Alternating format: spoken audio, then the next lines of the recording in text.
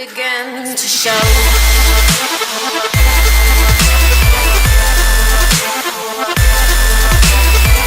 Alright guys, what is up? It's Mark aka BrawlerMark. Welcome back. Today we have our third episode of Road to Master. I was going to make it frontline, but we're gonna go into support first. I think support is pretty much on an even level as frontline when it comes to being pretty much easier to make it to master, because frontline and support, they pretty much go hand in hand. They both help each other out. With supports, the support category is a very strange category because every support is kind of different and unique in its own way. They all have different pros and cons of what makes them good or not. Like pretty much Pip is good for splash healing. If you have teammates like let's say you have double frontline, Inara is kind of half support, half frontline kind of thing, and then you have a Fernando. You're going to want to choose a Pip. He can get the splash heal both of them at the same time if they're close to each other, and you can also splash heal yourself, heal someone else. So for that reason, he's good as that. You also have Eris, who's also good for doing kind of healing of multiple people at one time and things like that. And also she has her stun. You have Maldamba. He has very strong DPS abilities, and he also has his stun, so very good in that sense. You have just so many options. You have Ying, very good at escaping. I would say probably not so great at healing, but still a decent support in the way that she is, because she has very high survivability, very high mobility, decent damage, and decent okay healing. I would say not the best. Maldamba's healing was heavily nerfed, I would say, so his healing isn't also as good as it used to be. You also have Grok, who is a good for also kind of a splash heal kind of thing. He can basically drop a heal for anyone to go to it, and he has great survivability too. So it's pretty much just whatever category you want to go in. So we're gonna pretty much make this video about just going in the direction of how you should be playing in general. I personally use Maldamba the most. I think Maldamba is just very good to be aggressive, but also to kind of heal.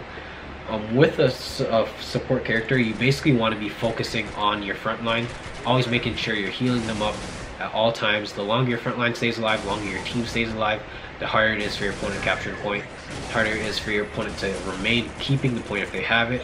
And that's pretty much how you want to play. Let's say for all the instances, I'll just say Fernando, because it doesn't really make sense for going between different front lines. They all pretty much have the same role: drop a shield, protect your team, do damage when you can. You have Fernando. If he's doing attacks on an enemy Fernando, you should be behind him, healing him and attacking at the same time. With Maldamba, this is really easy because your heal is just pretty much a one tap, you drop it, and then you can get your attacks in. And his attacks come out pretty fast in comparison to characters like Grok and Pip, whose attacks are a little more dodgeable. You also have that stun. Maldamba is who I use the most when I choose support, because I like his aggressiveness. You just want to always make sure that you're in there. With characters like Ying and Grok, where you have the ability to chase down characters, I would recommend you don't do it. Your damage isn't that great for either of those characters to where you're going out of your way to finish people, and while you're chasing someone down, you're leaving your frontline stuff with no heals or anything to be able to defend themselves.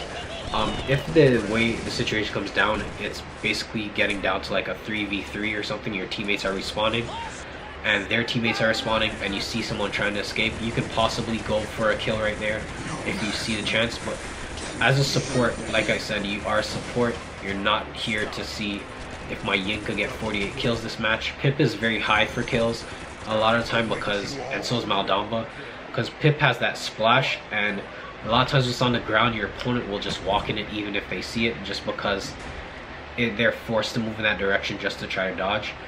But with characters outside of that, like Ying, Eris, things like that, you don't want to just be trying to go for kills, because that's not the most important thing. Your most important thing is to poke in with little damage, weaken your opponents, and getting in the heals that you can at all times. And that's pretty much the most focus that you should be doing. With Maldamba, the way I like to play, because he has the stun, it makes it easy to focus one character at a time. The thing is, with Maldamba, if you decide to choose him and use him, you have to be very good with aiming yourself, the position that you're facing, to be able to stun people properly. Pretty much if you're running in the direction of someone in a straight line, your stun will always heal them. So it's really easy if you get close up to people to do it, but you also don't want to be moving in too close because you are still a support. You can still be killed very easily. Your damage isn't as high as most people's damages. You can go the damage route with him. I usually do when I use him, getting his attack up by 40% or something like that, and probably getting his, I usually sometimes push for having his ult as much as I can. There's something that says charge your ult 100% faster. That's usually what I like to go for. You dropping the fear on them, it does make them split up a lot, and that is a good way to just be able to slowly take out 1 or 2 people. Pip is like that too with his. Pip's is I would say a decently harder to be able to catch more than 1 person, but Maldama's is a bit easier just because it stays for a while, so they can't walk in it either. But in that sense, you pretty much, the way I like to play support, you want to focus one character and pretty much get your opponents, get their rotation out of order just by messing up their spawning. So if you kill one person, it takes them, let's say, 10 seconds to respawn. If you kill another person in 5 seconds, then when they respawn, they basically have 5 seconds left for another person to respawn. And if you just keep killing in that way, you'll pretty much always have one person out of cycle for their team, and your team won't be out of cycle because you guys are probably dying in, like, only one person died. They probably take 8 seconds to kill him, 2 seconds left, and then you have another person back on your team ready to come into the fight. So if you can mess up their rotation in that way, it does make it really easy to get victories. A lot of times when I use Maldama, that's how I like to play. You want to just kill them as fast as you can, one at a time. You're not going for the triple kill, the quadruple kill like you would with a flank character or something like that. You just want to get a kill, then you have probably a few seconds pass, a kill, a few seconds pass, a kill, like that. And if your flanks are playing good, they'll be killing the rest of your enemy team, but they won't be spawning back together. They'll be spawning back in weird numbers, and the time it even takes for them to group up if they're a good team, that'll delay them enough for you to be capturing more of the point in the objective. So I think that's pretty much going to be it for this video. This is a shorter one. I think support is pretty straightforward when it comes to how you're supposed to play. You can still be healing your damage characters and your flanks if you see the opportunity to. Some people will get angry if you're not, but to be honest, that's not your main objective. Your main objective is to heal your front line. Those are secondary objectives for you. If you see them in the distance and you have all your abilities up and your front line's doing okay, you can go and heal them. I'm not saying you can't. If your enemy team has been wiped out, you should be dropping all your abilities as fast as you can, heal everyone up, and let them cool down, respawn on all of them, so that you have your abilities up for the next team fight that's going to happen. But besides that, mainly focus your front line. Focus on supporting your front line when it also comes to damage. When he's attacking, you're attacking. If he's not attacking, he's shielding, you should still be attacking while putting up heals. Use your heals as often as possible. As soon as it comes back, if you're anyone's damage, you want to be activating it right away. You don't want to be sitting there waiting, because it doesn't really make any sense. Your attacks aren't doing that much damage to where it matters that you're attacking, especially if it's, let's say, Fernando is the instance I said. 2 Fernandos have their shields up. You weakening that opposite Fernando's shield isn't doing anything for your team really.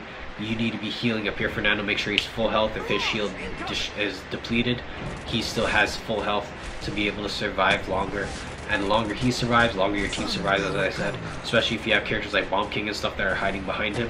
It helps out your team a lot if you can just keep your front line alive as long as possible. But that's going to be it for today's video. Hope you guys enjoyed. Tell me down below who's your favorite support. And yeah, I guess that's going to be it. Hope you guys enjoy. I'll see you guys in the next one. Peace out. If you guys enjoyed this video, make sure you thumbs up. Don't forget to subscribe and all that good stuff. And I'll see you guys in the next one. Peace out.